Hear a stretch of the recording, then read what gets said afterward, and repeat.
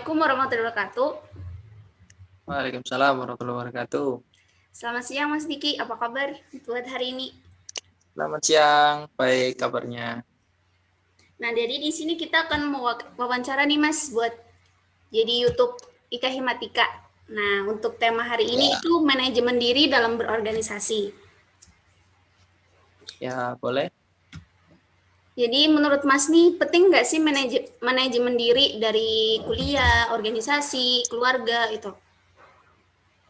Ya menurut saya penting itu mah. Jadi semua apa yang akan kita lakukan patutnya di manajemen, diatur kayak gitu, dikelola dengan baik biar nggak ada yang terlalu over maupun yang terlalu ditinggalkan kayak gitu. Jadi urusannya berjalan semuanya beriringan kayak gitu. Pentingnya di situ sih. Mas kan ikut organisasi banyak ini ya, terus Mas juga ketua DMF gitu, ketua komisariat dari PMI Sunan Kalijaga, terus ketua divisi Kadin di IKA Himatika Wilayah 5. Nah, bagaimana sih Ya, tipsnya buat manajemen diri yang baik gitu? menurutku sih tips untuk memanajemen diri cuma satu, ditulis. Jadi rencananya itu ditulis, entah ditulis di catatan WA mungkin ya, ataupun di note, ataupun di note-nya laptop, terserah. Itu ditulis. Jadi semisal Ika Himatika PR-nya apa, melakukan rapat di minggu ini berapa kali, di PMI ngapain, di DMF ngapain. Nah, itu ditulis. Sebenarnya nggak hanya organisasi sih, cuma yang ditanyakan organisasi ya saya jawab organisasi. Padahal bisa ditulis di sana kuliah-kuliah seperti tugas mata kuliah A, B, C juga bisa ditulis di sana. Jadi kuncinya sih ditulis. Entah itu ditulis di buku diarimu atau ditulis di catatan kecilmu, terserah. Intinya ditulis. Jadi nggak hanya di pikiran, dituangkan di tulisan. Kuliah lancar Mas sampai sekarang Mas? Alhamdulillah lancar. Semester akhir ya Mas ya? Iya, Ada semester nggak sih 7 nih. ada nggak sih Mas motivasi dari internal ke eksternal buat manajemen ini sendiri? Kalau motivasi dari saya secara internal sih dari keluarga. Jadi motivasi saya ya membanggakan ibu, membanggakan seorang ibu dengan anak laki-laki pertama ya saya ya, posisinya anak laki-laki pertama patutnya jadi contoh di keluarga saya terutama ya. Itu untuk motivasi internal. Kalau motivasi eksternal ya ya teman-teman ini semangatnya dari kayak misal di IKA Himatika teman-teman semangat kok. Ya masa saya nggak semangat kayak gitu. Itu motivasi eksternal saya kayak.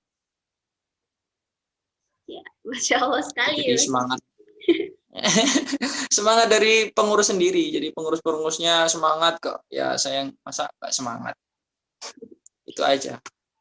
Terus menurut Mas nih, kapan sih seseorang itu bisa dikatakan berhasil untuk memanajemen dirinya sendiri itu? eh Memanajemen diri sendiri, saya rasa dia bisa dikatakan berhasil jika dia terlihat terlihat ini sih, terlihat santai mungkin ya. Tapi masih banyak PR. Santai itu karena apa? Mungkin karena dia merasa bodoh amat atau memang semuanya sudah clear kayak gitu.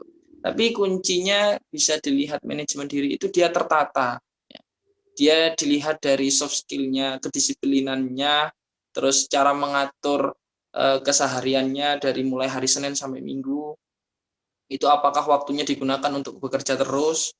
Jadi dilihat dari sana, dari kesehariannya, dari soft skill-nya, itu saya rasa sudah menggambarkan bahwa orang itu berhasil apa enggak atau tingkat berapa sih tingkat atau ukurannya orang itu bisa dikatakan manajemen dirinya berhasil kayak gitu. Saya Hmm. masih belum belum ke angka sana. Terus kan Mas ini kan ada itu orang tuh sering berkata, ah nanti aja deh aku kerjain tugasnya masih lama deadline-nya. Menurut Mas pemikiran seperti itu tuh bagus apa memang boleh seperti itu atau bagaimana? Salah, itu memang salah. Saya pernah menemukan selama saya berorganisasi 2 kali saya menemukan orang yang berkata demikian. Jadi itu bukan bukan apa ya, bukan suatu hal yang wajar, tapi memang itu hal yang salah dan itu patut di ini di apa ya, dimotivasi lagi, ayo ayo segera dikerjakan gitu. Soalnya kalau soal ditunda tunda tunda dan tunda masih lama, masih berapa bulan lagi, nunggu hamil 1 minggu dikerjakan, itu pasti nanti kewalahan di akhir. Lebih baik kita selesaikan di awal, kita santai-santai di akhir, itu pun lebih baik kayak gitu. Kan itu dari orang lain ya, cara Mas buat nasehatin orang lain itu kayak gimana gitu buat itu. Soalnya kan buat apa memicu kesadaran itu sendiri kan juga susah. Oh ya, jadi selama saya punya pengalaman ataupun berada di organisasi, mengajak orang untuk selalu ini mengerjakan pekerjaannya di awal itu diambil hatinya. Artinya bukan bukan kita meremehkan dia atau menyalahkan dia dengan prinsipnya ya seperti itu, tapi kita mengambil hatinya, kita uh, selayaknya jadi sahabat dia atau bahkan menemani saat dia mengerjakan job desk-nya itu lebih lebih ke arah sana kalau kalau tipe saya untuk merangkul mereka. Jadi diajak susah Jadi senang untuk bareng gitu. memotivasi sebentar. Jadi untuk memotivasi orang itu ya kita rangkul, kita mau mempekerjakan orang, kita mau memberikan job desk ke orang itu, tapi kalau misal kita hanya menyuruh ya tanpa memberi, pasti pasti nggak ikhlas orangnya, pasti malas-malasan orangnya. Ya, berarti susah senang bareng gitu. Jadi bareng bener-bener satu organisasi rasain bareng gitu. Ya saya lebih ke situ sih sifatnya. Terus kan biasanya tuh kalau kita ngerjain suatu proker, suatu job desk itu juga tergantung mood kan. Kalau mood kita itu lagi jelek gitu, biasanya amburadul gitu. Menurut Mas, itu bisa dikatakan sebuah alasan buat mengerjakan job desk ditunda itu apa enggak? Om sebenarnya saya nggak terlalu suka orang yang mudian ya sebenarnya.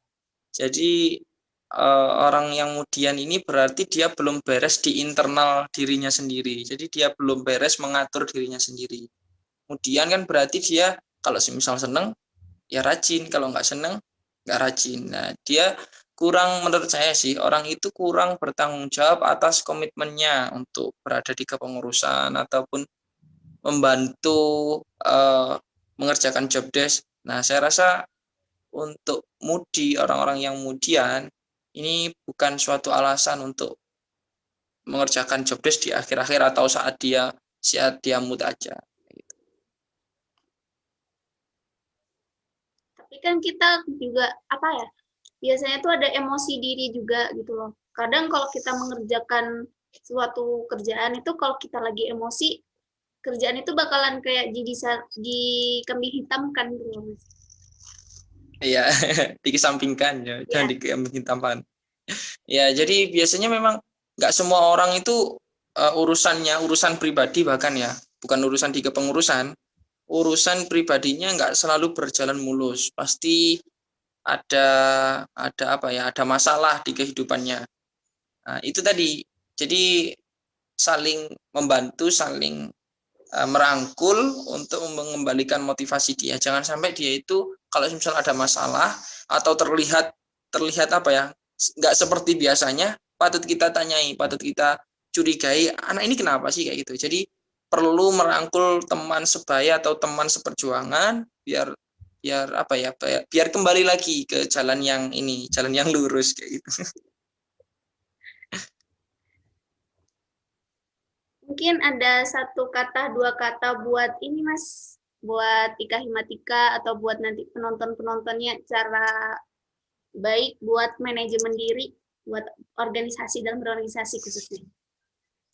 Oke, untuk manajemen diri sebenarnya manajemen diri ini kita harus tuntas di internal dulu ya. Kita harus harus bisa mengatur diri pribadi terlebih dahulu, baru kita bisa bersosial, berkehidupan dengan orang lain, berhubungan, berkomunikasi dengan orang lain.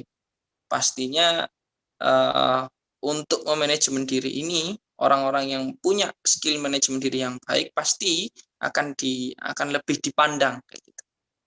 Tapi intinya satu kalimat yang saya petik dari buku yang pernah saya baca, mungkin kesetiaan itu tidak bisa dibeli, tapi hanya bisa didapat. Gitu saja. Terima kasih.